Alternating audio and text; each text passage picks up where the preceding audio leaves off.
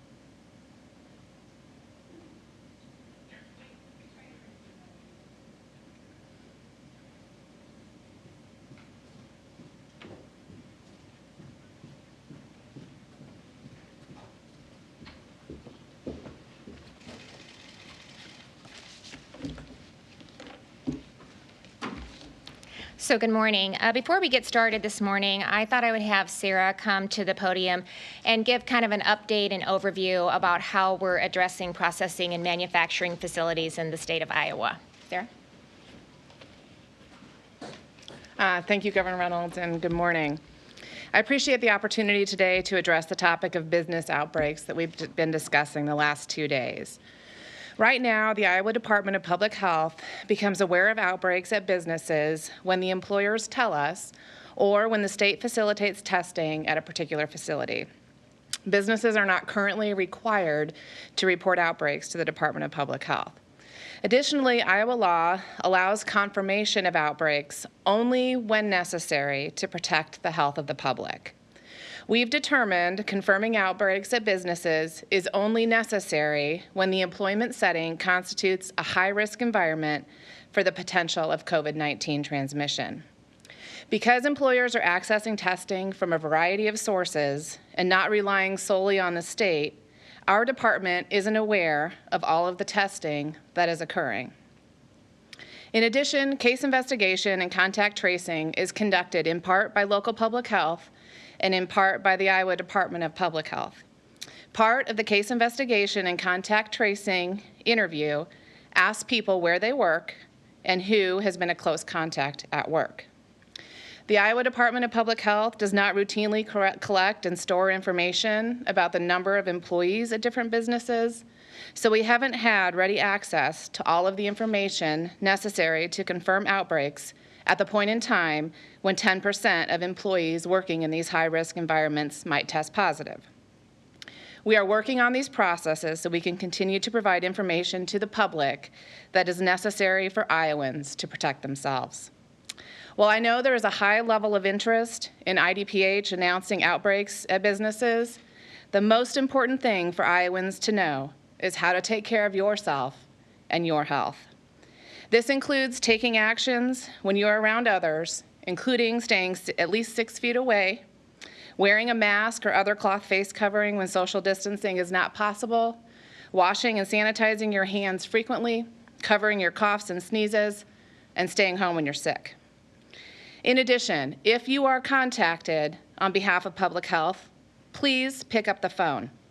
You will be contacted if you are identified during a case investigation as a close contact with a confirmed case, and you will be provided with instructions about what you need to do to monitor your health and how to get tested if necessary. Unfortunately, we have heard of scams happening in other states related to contact tracing. Please know that public health or someone acting on behalf of public health will never ask you for your Social Security number or any other financial information. Today, we have confirmed an outbreak at the Tyson Pork Processing Plant in Storm Lake, where 555 of the 2,517 employees tested have had a positive result reported so far. As always, our department will continue to provide Iowans with information about actions you can take to stay healthy and informed. And with that, I'll turn it back to you, Governor. Thank you, Sarah. Again, I appreciate the work done by the Department of Public Health to keep Iowans informed throughout this pandemic. You know, COVID-19 has had an impact on every Iowan in one way or another, and farmers and producers are no exception. As the virus hit our country, it was critical that Iowa keep our economy moving, not only for our people, but for the world. Over 10% of our nation's food supply is produced by Iowa farmers. We're the #1 producer of corn, soybeans, biofuels, eggs, and pork. In fact, 1/3 of the nation's pork is produced right here in Iowa, approximately 44 million pigs a year. 1/4 of the nation's pork processing done right here in Iowa, approximately 150,000 pigs a day. Our farmers, truckers, grocery store workers, manufacturers, and processors were essential in keeping the food supply chain moving and food on our tables. Since the outbreak of the coronavirus, I've kept the lines of communication open between our producers, our truckers, grocers, and processors with my office. We kept Iowa open for business, delivered the food and other goods Americans needed during this pandemic. It's why I made surveillance testing and our food supply chain a priority. Over the past couple of months, we've been in touch with nearly 50 different manufacturers and processing facilities to offer and coordinate testing. We've provided both PCR diagnostic as well as serology testing for their employees. To date, we have completed diagnostic testing for more than 13,400 employees and serology testing for nearly 7,000, and even more than those numbers have gone through our Test Iowa sites.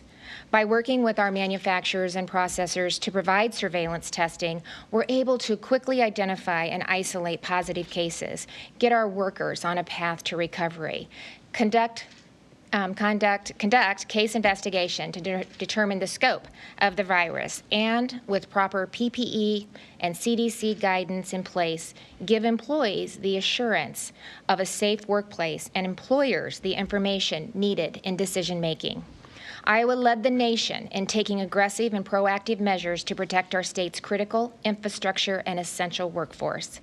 We understood the potential impact to our nation's food supply, our state's economy, and our farmers.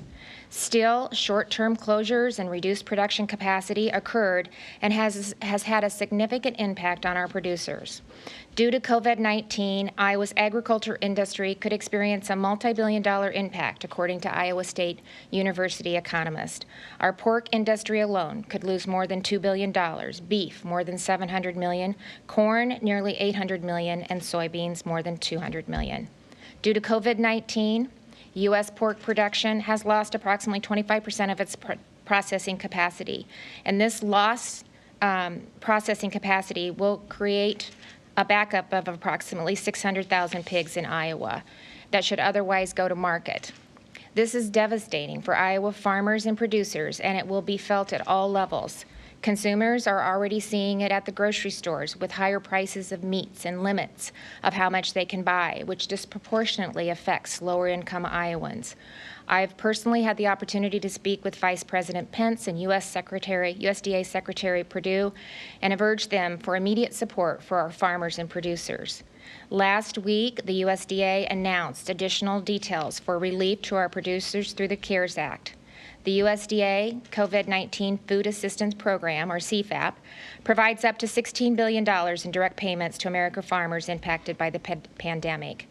It provides financial assistance to producers who have suffered a 5% or greater price decline due to COVID-19 and face additional cost as a result of lower demand, surplus production, and disruptions.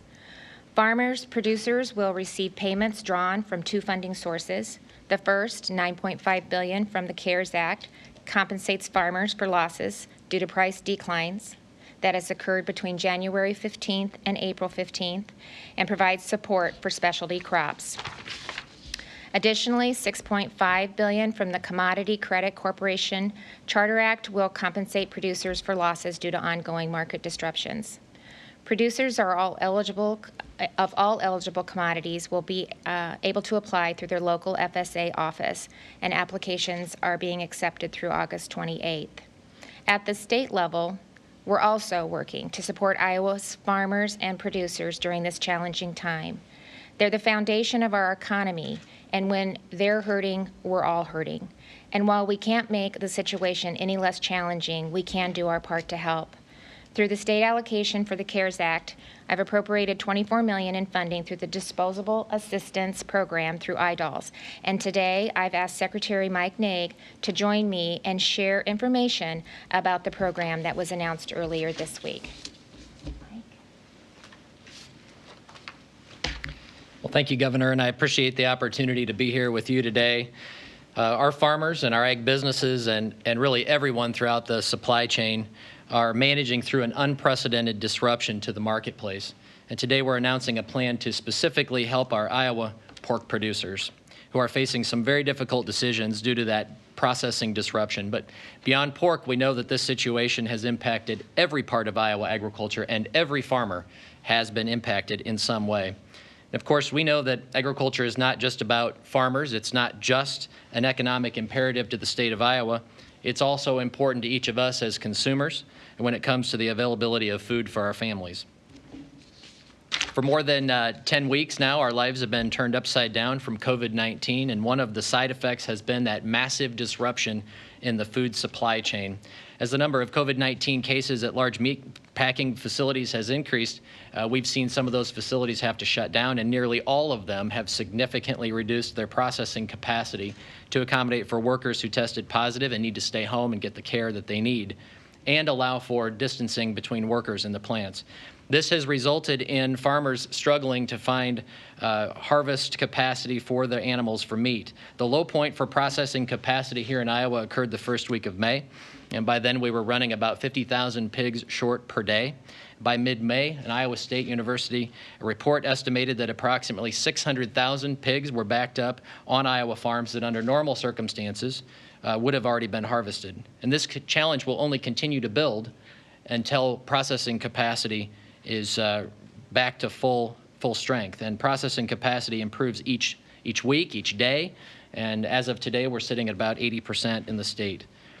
Producers are exploring every opportunity to alleviate this backlog of animals, including changing the feed ration to slow down the rate of gain, finding new markets, selling directly to consumers, even making donations through our Pass the Pork program, donating animals to food banks and food pantries to help food insecure Iowans.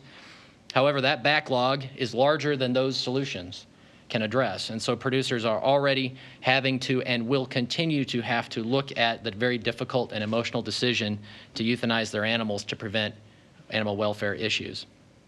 Euthanasia is always the last resort. I'll repeat that. Euthanasia is always the last resort. A pork producer's goal is to raise healthy animals to feed others. It's what they do. So euthanasia goes against everything that they do every day and everything that they stand for, and it creates a tremendous amount of emotional stress for those producers. When euthanasia is the only option, though, producers consult with their herd veterinarians. They develop plans to humanely euthanize animals following American Veterinary Medicine Association guidelines and dispose of those carcasses in an environmentally safe way. So starting this week, the Iowa Department of Agriculture launched the Disposal Assistance Program to provide financial resources to pork producers to properly dispose of animals. Producers must provide a confirmation from their veterinarian of an impending welfare issue if action isn't taken, and provide proof of proper disposal to receive funding. And that disposal assistance will be made available to producers through at least 3 rounds of funding throughout the next several weeks. The application for the first round is open now, and it will close tomorrow. We are also developing criteria to allow producers that have already euthanized animals from May 1st to today to also apply for assistance through this program. We will release more information on that in the coming days. To apply for the Disposal Assistance Program, producers should visit iowaagriculture.gov/IDAP or call the office 515-281-5321. And you know these are very, very, very challenging times in agriculture, but we're no strangers to adversity, and we know that brighter days are ahead. So thank you, Governor, for your tremendous leadership during this crisis and for supporting the agriculture community at a time when they need it most through efforts like this. Thank you.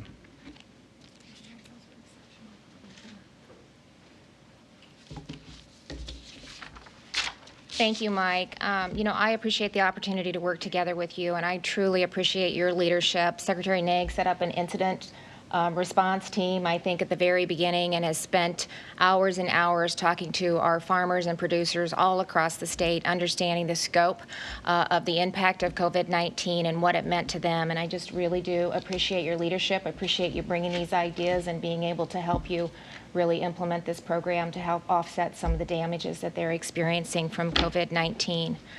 Our state is truly blessed with our rich agricultural history and our hardworking farmers and producers who not only produce the livestock and grain necessary to feed and fuel the nation and the world, they also generously feed those in need when times require it.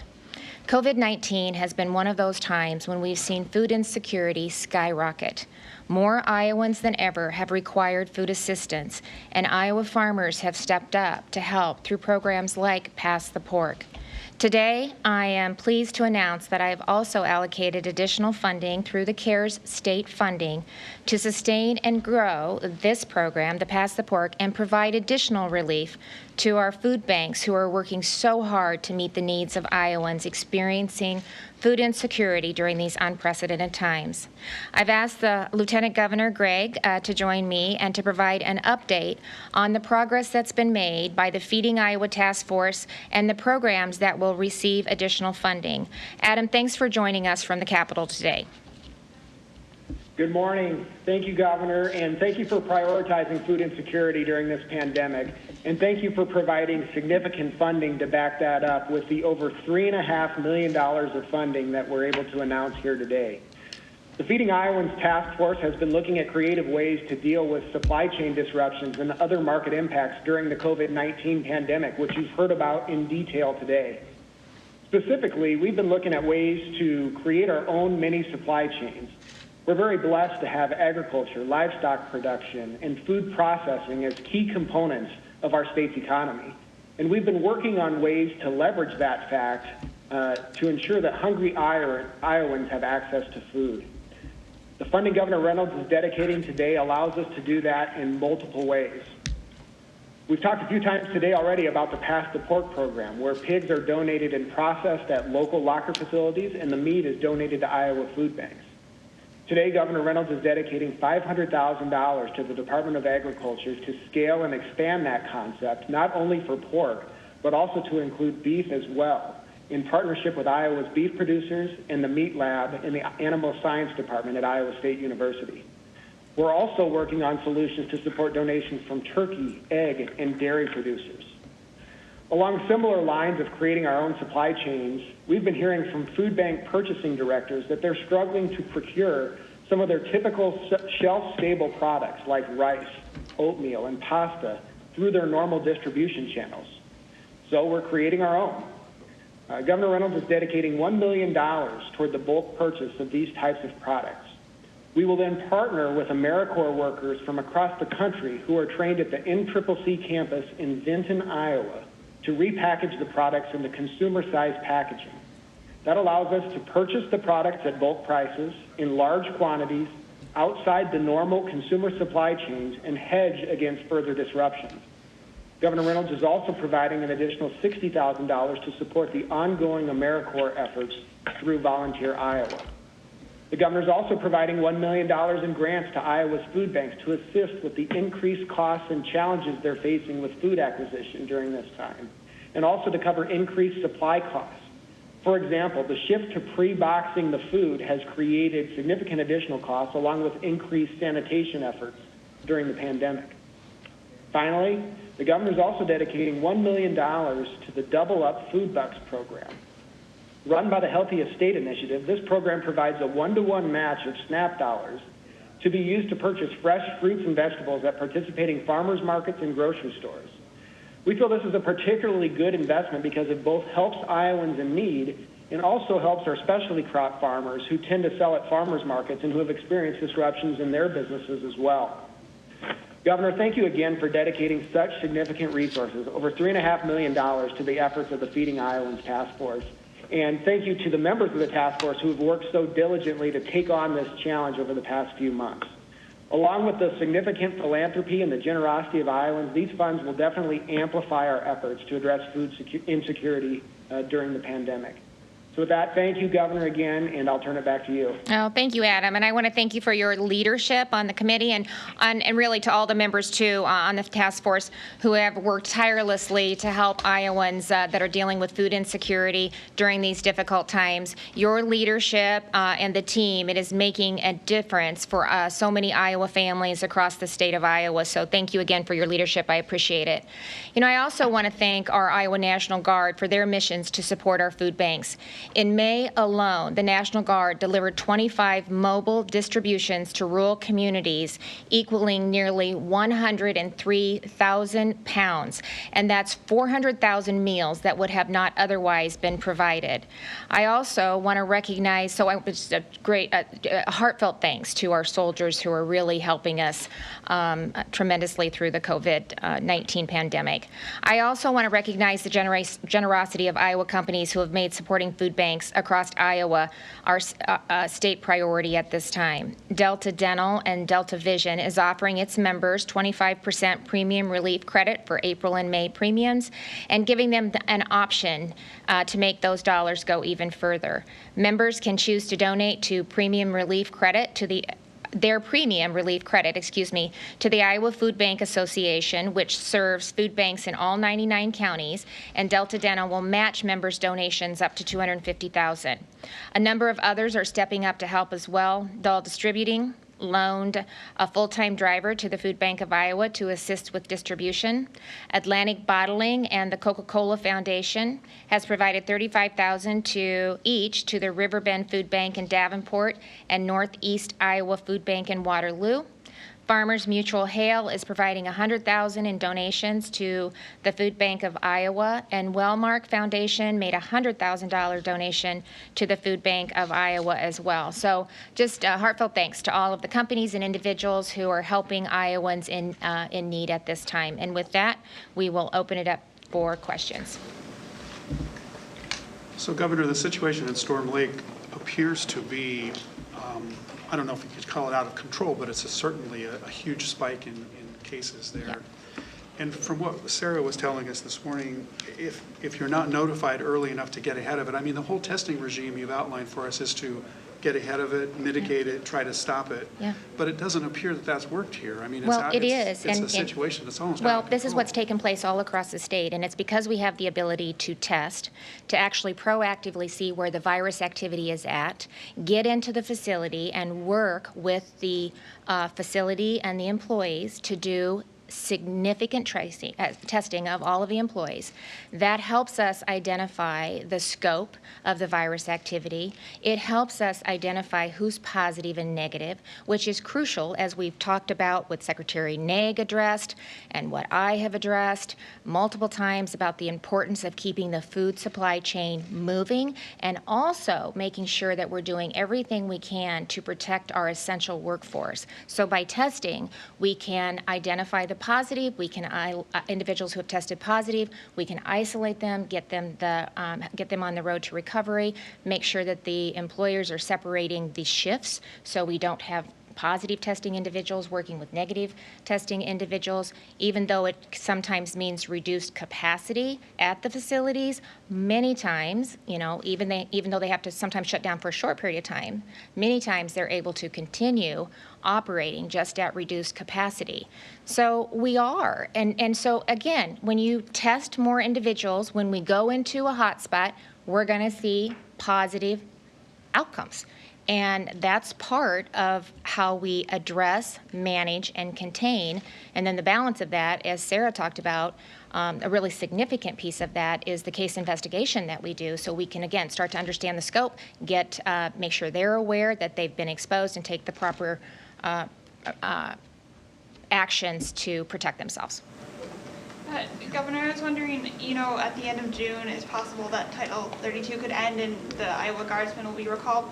I was wondering if you're going to use the CARES Act money to replace all 150 guardsmen that are doing I think I talked contract about this tracing? yesterday at the press conference. But so I've already sent a letter and requested that Title 32 be extended through the end of July. I have joined all other governors across the state through the National Governors Association, and also sending a letter to the administration asking them to extend it through July because of the important work that they're doing and helping us address COVID-19. But we have to plan for, the scenario that doesn't happen. And so the Department of Public Health received funding, additional $100 million, I believe, for testing, and case investigation is a big piece of that. So they're walking through the numbers right now, taking a look at what that looks like, and if we lost the guard support, what would be the cost to hire and bring on additional help to allow us to continue to do a really important component of that, and that's case investigation. So they're running through those scenarios right now, so we'll be prepared either way. We're hoping that we'll get to continue to keep the Guard as an asset in helping us deal with COVID-19, but in the case that doesn't happen, we'll have a backup plan and we'll be ready to go. Through the Test Iowa program, we also ask a lot of the questions on the front end, so that's really enhanced the process that we're doing with the case investigation, so that's also streamlined that as well and allowed us to really be more efficient with that process too. Did you have another question? Did you have a follow-up, another question? Yeah. No, I'm fine. Okay. I will in a moment. Oh, okay. Governor, the law or policy does not require businesses to report an outbreak. Can you explain to people how does that best protect Iowans' health? And then secondarily, following up from yesterday, if you're saying that you're not going to confirm an outbreak unless asked, then can we ask now if there are any additional outbreaks? I think she indicated one in Sarah's comment. She said that there was one additional today. And so, Dave, I did say the media will hold me accountable and ask, but I also said in response to Kay's question yesterday, for heaven's sakes, throughout this entire short 2.5 months, we have enhanced our process. We learn as we go. We just have to make sure that we're, balancing the privacy of individuals with the public health impact. And so I said yesterday, we would continue to review our processes and see what makes the most sense and how we can consistently report out information. Do you want to reiterate some of the things that you said? I mean, I think that's what Sarah was trying to say, some of the things they take into consideration. She did. What was it? Tyson? Just Tyson. Tyson. But that's what you were asking about yesterday. Are there any additional ones that we should No. ask you about? No. Thanks for holding me accountable. No. Secretary Naik, if I may ask you a couple of questions about the euthanization. So with the plants getting back online, do you expect this to continue for a while? I mean, I think you mentioned a number of a few 100,000 hogs that are kind of backed up. How much longer do we expect that to be necessary? And if I may ask you kind of a delicate question, I guess today there's going to be a video released by an animal rights group that shows how these hogs are being euthanized by shutting off their systems, and basically they just suffocate. It's probably not going to be a pretty thing for people to see. I guess, how do you respond to that kind of? Well, first of all, on the backup, the backlog piece of this, this is something that, again, it's been building for several weeks. And so even if you get to a place where packing plants are running at full capacity, we still have that backlog, and it'll require plants to potentially run on Saturdays, get above their normal processing capacity in order to catch up. And so, again, this changes day by day. The good news is that really starting at that low point at the beginning of May, we've seen a steady increase in that processing capacity. But it will take some, I would expect that the producers will be dealing with this really throughout the summer months.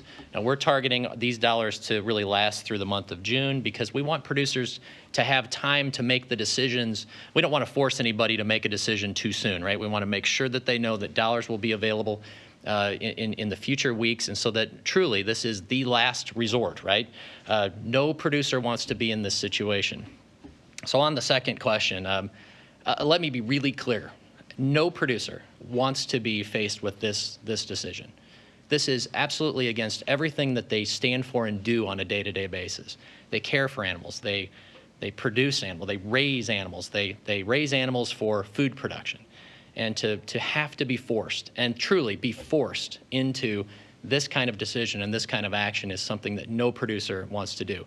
So as it relates to some of the activist activity in the state, I think it's disgusting.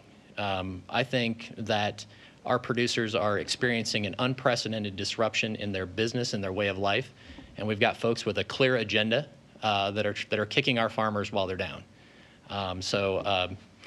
The facts are that producers work with their veterinarians. Veterinarians follow the American Vet Med Association's guidelines for euthanasia, humane euthanasia, even in constrained situations like we're in today. So that's the guidelines. Those are the best practices that producers will use. No producer wants to be in this situation. The payment program pays the producer per hog. Is that the way it works? The Right. mechanism is per hog that has to be euthanized. That's right. They get a payment for that to, I guess, help compensate for their losses and To help cover the cost of disposal alone. And, there's this program does not compensate farmers for the loss of the market, of the value of that animal. And the governor talked about CFAP, the USDA program. That's one piece.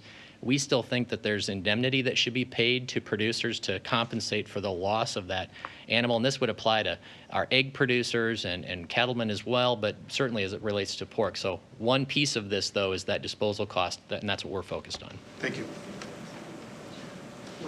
And this isn't unique to Iowa. Every state that ag is the foundation of their economy. Minnesota is dealing with it. South Dakota is dealing with it. Nebraska is dealing with it. Colorado is dealing with it. Texas will be dealing with it. We've talked about the impact of reducing the capacity of these processing plants and what it has.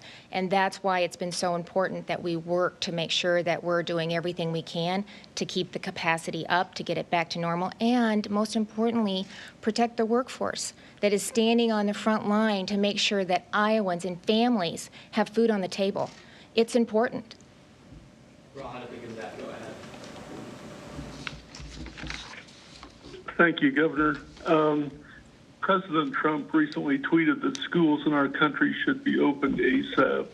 Do you agree with his position, and does this change Iowa's directive to schools that are formulating their 2021 school year plans for August, or is the expectation now that schools should find a way to operate with in-class attendance, or is ASAP kind of in the eye of the beholder? Well, they're way ahead of that, actually, and maybe not this declaration, but the PROC before that, working with the Department of Education, we opened up, well, effective June 1st, I think, summer learning and school activities limited to high school, and that was, I think, softball and baseball. But we have opened up and allowed activities to start happening through summer learning at our school districts across the state. And they've also, through the task force and with the Department of Ed and with school districts all across the state, they've put together a return to learn plan that really has three approaches. There's a hybrid approach. There's a section that deals with if we have to shut down the school for a couple of days, how can you provide continuous learning from home? It will be mandatory and they will be required to participate. And then what do they need to do to bring, to open the schools back up for fall? So they're preparing, they're ready, schools are engaged. Director Lebo has done a great job really reaching out to school districts and school boards and teachers to really prepare and be ready for whatever happens. Caroline, go ahead. Good morning, Governor. Sarah, you said that businesses are not required to report outbreaks, but there was guidance on outbreaks for businesses from the department on April 8th, asking that they please report to the department when 10% or more are showing COVID-19 symptoms. So two-parter here. First, what changed and when in terms of that guidance asking for them to report? And secondly, why aren't businesses required to let the state public health officials know about widespread infection of a potentially deadly disease? Well, thank you, Caroline, for your question. I think that I'll try to remember all of it. The guidance for businesses really talked about how to prevent as well as detect outbreaks within a particular business. The request for businesses to report to us when they had at least 10% absenteeism was out of an effort for the Department of Public Health to provide support and guidance to those businesses. And that offer still stands today. We stand ready when anybody reaches out to provide support and guidance about how to prevent and detect outbreaks, and then what to do if an outbreak actually occurs within your particular facility. We didn't have a lot of businesses reporting that statistic in terms of the absenteeism. And so we've decided to take the survey down and instead just continue to invite businesses to work with us. We also know the businesses are working with local public health agencies throughout our state to receive that support and guidance that they need. And related to Iowa state law related to infectious disease outbreaks, we've had it on the books for a long time. Whenever we have cases of E. coli or salmonella, for example, that can be equally as infectious, we carefully balance the need to identify a particular business with the need to the threat to the public's health. And so we're applying that same statutory framework here related to the COVID-19 outbreak. And as I said earlier, that case investigation and contact tracing process, that's part of our routine infectious disease case investigation process. It's something that we have done in public health for years, and we're continuing to do that with COVID-19. And if we feel like it's necessary to notify the public, we will continue to do that. And as I said earlier, if you're contacted by a public health official, please pick up the phone. They're calling you for a reason. And please also remember the steps you need to take to keep yourself healthy, which I went through earlier, but they are maintain good social distancing when you're out and about, wash your hands frequently, stay home when you're sick, and consider wearing a mask or a cloth face covering if social distancing is not possible. Thank you. And I think as somebody reminded me earlier this morning, we are still in substantial spread throughout the state of Iowa. We have been since March 8th. We are going to have to learn to live with and manage COVID-19 until or if a vaccine is discovered. And so, every individual needs to take into account the measures that Sarah just went through. And again, another example of being proactive, I think, was Wright County and the measures that they've taken to really reach out to the facilities and to get in front of it and to be proactive with the testing. So Sandy, I got just drawing a blank on her name, McGrath from Wright County, who we had at the press conference yesterday, walked through all of the things that they're doing. Our team, Jake, has reached out to 50 plus manufacturers and processors and does that throughout the week to just check in and see how it's going and if they need testing or they can help in any way. Joel on our team is holding webinars almost on a weekly basis. We're reaching out to restaurant owners, to bar owners, to businesses, to Chamber of Commerce's to make sure that they have the information that they need to move through this in a safe and responsible manner. So every day there is a ton of outreach that is taking place so that we can be proactive in helping Iowans address COVID-19. All right, we're going to go with two more questions. Chris, KCCI. Sarah, how does requiring or not requiring businesses to report outbreaks, how does that not hinder the ability of the DPH to stay ahead on infections? Well, Chris, as I've mentioned, every time we do have a mandatory order in place that requires providers to notify us anytime there is a positive COVID-19 case.